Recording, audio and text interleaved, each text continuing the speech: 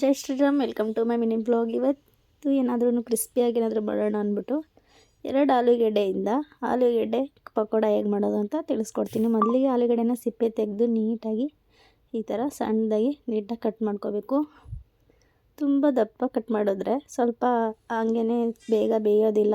ಅದಕ್ಕೋಸ್ಕರ ಈ ಥರ ನೀಟಾಗಿ ಸಣ್ಣದಾಗಿ ಕಟ್ ಮಾಡಿ ನೀರಿಗೆ ಹಾಕಿಟ್ಕೊಳ್ಳಿ. ಯಾಕಂದರೆ ನೀರಿಗೆ ಹಾಕಿಟ್ಟೋದ್ರಿಂದ ಅದು ಕಪ್ಪಾಗೋದಿಲ್ಲ. ಹಂಗೆ ಇಟ್ಟರೆ ಅದು ಕಪ್ಪಾಗಿಬಿಡುತ್ತೆ ಆಲೂಗೆಡ್ಡೆ. ಅದರಿಂದ ಈ ಥರ ನೀಟಾಗಿ ನೀರಿಗೆ ಹಾಕಿಟ್ಕೊಂಡು ಮತ್ತೆ ಅದನ್ನು ಇನ್ನೊಂದು ಪಾತ್ರೆಗೆ ನೀಟಾಗಿ ಇಟ್ಕೋಬೇಕು. ಯಾವುದೇ ಥರ ನೀರಿನಂಶ ಇರಬಾರ್ದು ಆ ಥರ. ಹಾಗೆ ಒಂದು ಅರ್ಧ ಸ್ಪೂನ್ ಆಗುವಷ್ಟು ಅದಕ್ಕೆ ಕಾಳು ಮೆಣಸಿನ ಪುಡಿನ ಹಾಕೋಬೇಕು. ಕಪ್ಪು ಮೆಣಸಿನ ಪುಡಿ ಇರುತ್ತಲ್ಲ ಅದನ್ನು ಹಾಕ್ಕೊಳ್ಳಿ. ಹಾಗೆ ನೋಡಿ ಖಾರಕ್ಕೆ ತಕ್ಕಂತೆ ಸ್ವಲ್ಪ ಚಿಲ್ಲಿ ಪೌಡ್ರನ್ನ ಹಾಕ್ಕೊಳ್ಳಿ. ಹಾಗೆಯೇ ಒಂದು 2 ಸ್ಪೂನ್ ಆಗುವಷ್ಟು ಅಕ್ಕಿ ಹಿಟ್ಟನ್ನ ಹಾಕ್ಕೊಳ್ಳಿ. ಎಲ್ಲರ ಮನೆಯಲ್ಲೂ ಅಕ್ಕಿ ಹಿಟ್ಟಿದೆ ಇದ್ದೇ ಇರುತ್ತೆ, ಅದರಿಂದ ಅಕ್ಕಿ ಹಿಟ್ಟು ಹಾಕ್ಕೋಬೋದು. ಇಲ್ಲ ಅನ್ನೋರಾದರೆ ಒಂದು 2 ಸ್ಪೂನ್ ಆಗುವಷ್ಟು ಮೈದಾ ಹಾಕ್ಕೊಳ್ಳಿ. ಅದು ಇಲ್ಲ ಅಂದರೆ ಬೇಕಾದ್ರೆ ಕಾರ್ನ್ಫ್ಲೋರ್ ಕೂಡ ಹಾಕೋಬೋದು. ಹಾಗೆ ಒಂದು ಅರ್ಧ ಸ್ಪೂನ್ ಆಗುವಷ್ಟು ಉಪ್ಪನ್ನ ಹಾಕ್ಕೊಂಡು ನೀಟಾಗಿ ಮಿಕ್ಸ್ ಮಾಡ್ಕೊಳ್ಳಿ. ನೀರನ್ನ ಹಾಕೋಕ್ಬೇಡಿ, ಯಾಕಂದರೆ ಆಲೂಗೆಡ್ಡೆನೇ ಸ್ವಲ್ಪ ನೀರು ಬಿಟ್ಕೊಳ್ಳುತ್ತೆ. ಅದರಿಂದ ಈ ಥರ ನೀಟಾಗಿ ಮಿಕ್ಸ್ ಮಾಡ್ಕೊಳ್ಳಿ. ಯಾವುದೇ ಥರ ನೀರನ್ನ ಹಾಕ್ಕೊಳ್ದೇನೆ. ನೋಡಿ ಇವಾಗ ಈ ಥರ ನೀಟಾಗಿ ಮಿಕ್ಸ್ ಆಗಿದೆ. ಈ ಥರ ನೀಟಾಗಿ ಮಿಕ್ಸ್ ಮಾಡ್ಕೋಬೇಕಾದ್ರೆ ನೋಡಿ ನೀರಿನ ಅಂಶ ಎಲ್ಲ ಅದೇ ಬಿಡ್ತಾ ಇದೆ.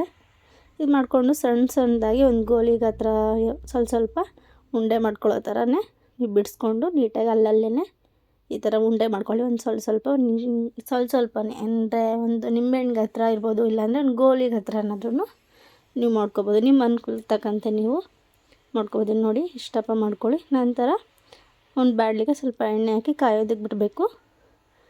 ನೋಡಿ ಲೋ ಫ್ಲೇಮಲ್ಲೇ ಇಟ್ಕೊಳ್ಳಿ. ನೋಡಿ ಇವಾಗ ಎಣ್ಣೆ ಕಾದಿದೆಯಾ ಅಂತ ಅಂದ್ಬಿಟ್ಟು ಸ್ವಲ್ಪ ಒಂದೇ ಒಂದು ಆಲೂಗೆಡ್ಡೆದು ಪೀಸ್ನ ಹಾಕಿ ನೋಡಿ. ಇವಾಗ ನೋಡಿ ಎಣ್ಣೆ ಕಾದಿದೆ. ಇವಾಗ ನಾವು ಅದಕ್ಕೆ ಯಾವುದನ್ನು ಸಣ್ಣದಾಗಿ ಉಂಡೆ ಮಾಡಿ ಇಟ್ಕೊಂಡಿರ್ತೀವೋ ಅದನ್ನು ಒಂದೊಂದಾಗೇ ಅದಕ್ಕೆ ಹಾಕಬೇಕು. ಒಂದೇ ಸಲ ಹಾಕೋದ್ರಿಂದ ಎಲ್ಲ ಒಡೆದೋಗ್ಬಿಡುತ್ತೆ, ಪೀಸ್ ಥರ ಆಗಿಬಿಡುತ್ತೆ. ಅದಕ್ಕೇ ಒಂದೊಂದೇ ನೋಡ್ಕೊತ ಹಾಕ್ಕೊಳ್ಳಿ. ಲೋ ಫ್ಲೇಮಲ್ಲೇ ಇಟ್ಕೊಳ್ಳಿ.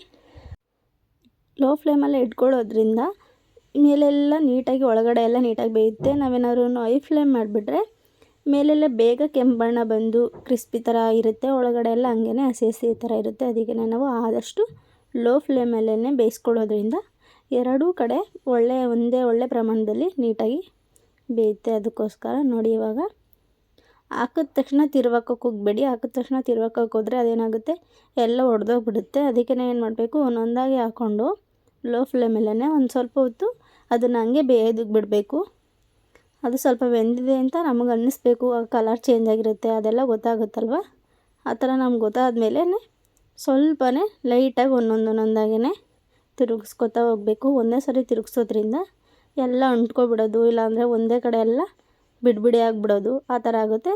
ಒಂದೊಂದೇ ನೀಟಾಗಿ ನೋಡಿ ಈ ಥರ ಒಂದೊಂದೇ ಬಿಡಿ ಮಾಡಿಕೊಂಡು ತಿರುವಾಕೊಳ್ಳಿ. ಆವಾಗ ಎರಡೂ ಕಡೆ ಒಂದೇ ಪ್ರಮಾಣದಲ್ಲಿ ಬೇಯ್ತಿದೆಯಾ ಅಥವಾ ಒಂದೇ ಕಡೆ ನೀಟಾಗಿ ಬೆಂದಿದೆಯಾ ಅನ್ನೋದು ನಮಗೆ ಗೊತ್ತಾಗುತ್ತೆ. ನೋಡಿ ಇವಾಗ ಸ್ವಲ್ಪನೇ ಕಲರ್ ಚೇಂಜ್ ಆಗ್ತಾ ಬರ್ತಾಯಿದೆ.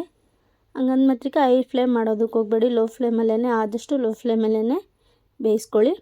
ಇವಾಗ ನೋಡಿ ಪೂರ್ತಿ ಕೆಂಪು ಬಣ್ಣ ಬಂದಿದೆ. ನೋಡಿ ಈ ಥರ ನೀಟಾಗಿ ಎಲ್ಲ ಕಡೆ ಬೆಂದಿರಬೇಕು, ಕ್ರಿಸ್ಪಿಯಾಗಿ ಕಾಣಬೇಕು, ನಿಮಗೆ ಗೊತ್ತಾಗುತ್ತೆ. ನೋಡಿ ಇವಾಗ ಈ ಥರ ಒಳ್ಳೆ ಕಲರ್ ಬಂದಿದೆ, ಹಾಗೆ ಪೂರ್ತಿಯಾಗಿ ನೀಟಾಗಿ ಬೆಂದಿದೆ. ಈ ಥರನೇ ಬೇಯಿಸ್ಕೊಳ್ಳೋದ್ರಿಂದ ಎಲ್ಲ ಕಡೆ ಒಂದೇ ಥರ ಬೆಂದಿರುತ್ತೆ. ಆವಾಗ ಟೇಸ್ಟು ಕೂಡ ಚೆನ್ನಾಗಿರುತ್ತೆ. ನೋಡಿ ಇವಾಗ ಇದನ್ನು ಒಂದು ಪ್ಲೇಟ್ಗೆ ನಾವು ಹಾಕ್ಕೋಬೇಕು. ನೋಡಿ ಈ ಥರ ಪ್ಲೇಟ್ಗೆ ಹಾಕ್ಕೊಂಡ್ಮೇಲೆ ಇನ್ನೊಂದು ಸ್ವಲ್ಪ ಇದೆ ನೋಡಿ, ಅದನ್ನು ನಾನು ಮತ್ತೆ ಎಣ್ಣೆಗೆ ಹಾಕ್ಕೊತಾ ಇದ್ದೀನಿ. ನಾನು ಜಾಸ್ತಿ ಪ್ರಮಾಣದಲ್ಲೆಲ್ಲ ಮಾಡೋದಕ್ಕೆ ಹೋಗಿಲ್ಲ. ಸಣ್ಣದಾಗಿ ಎರಡೇ ಆಲೂಗಡ್ಡೆ ತೊಗೊಂಡಿದ್ನಲ್ವ, ಅದಕ್ಕೆ ಸ್ವಲ್ಪನೇ ಮಾಡಿದ್ದೀನಿ. ಮತ್ತು ಅದೊಂದು 3-4 ಆಗೋ ಥರ ಇತ್ತು. ಅದನ್ನು ಕೂಡ ಎಣ್ಣೆಲಿ ಹಾಕ್ಕೊಂಡು ಒಂದೇ ಪ್ರಮಾಣದಲ್ಲಿ ಲೋ ಫ್ಲೇಮಲ್ಲೇ ಇಟ್ಕೊಂಡು ಬೇಯಿಸ್ಕೊಂಡಿದ್ದೆ. ಯಾಕಂದರೆ ಎಣ್ಣೆ ಆಗಲೇ ಆಲ್ರೆಡಿ ಕಾದೋಗಿತ್ತು. ಲೋ ಫ್ಲೇಮಲ್ಲಿ ಕೊಡಿದ್ರೂ ಕಾದಿತ್ತಲ್ವ, ಅದಕ್ಕೇ ಇನ್ನೊಂದು ಸ್ವಲ್ಪ ಲೋ ಫ್ಲೇಮಲ್ಲಿ ಮಾಡಿಬಿಟ್ಟು ಈ ಥರ ಲೈಟಾಗಿ ಬೇಯಿಸ್ಕೊಂಡೆ.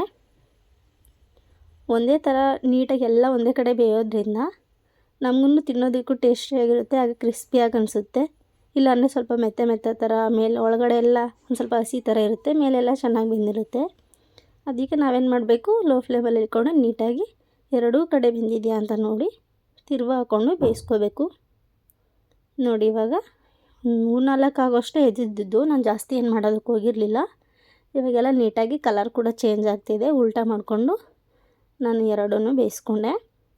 ನೋಡಿ ನೀವೇ ಈ ಥರ ಮನೆಯಲ್ಲೇ ಮಾಡ್ಕೊಡೋದ್ರಿಂದ ಹೊರಗಡೆ ಜಾಸ್ತಿ ಫುಡ್ನ ನಾವು ತಿನ್ನೋದಕ್ಕೆ ಆಗೋದಿಲ್ಲ ನೋಡಿ. ಆವಾಗ ಮನೆಯಲ್ಲೇ ತಿಂತಾರೆ. ಹೊರಗಡೆ ಇಲ್ಲಾಂದರೆ ಹೊರಗಡೆ ಜಾಸ್ತಿ ಪ್ರಮಾಣದಲ್ಲಿ ತಿಂದ್ಬಿಡ್ತಾರೆ. ನಾವು ಮನೆಯಲ್ಲೇ ಮಾಡ್ಕೊಡೋದ್ರಿಂದ ನೀವು ಎಷ್ಟು ಮಾಡಿರ್ತೀವಿ ಅಷ್ಟನ್ನ ತಿಂತಾರೆ ನೋಡಿ. ಇವಾಗ ಎಲ್ಲ ರೆಡಿಯಾಗಿದೆ. ತುಂಬ ಕ್ರಿಸ್ಪಿಯಾಗಿ ಬಂದಿತ್ತು. ನೀವು ಕೂಡ ಟ್ರೈ ಮಾಡಿ ಹೇಗೆ ಬಂತು ಅಂತ ಕಮೆಂಟ್ ಮಾಡಿ.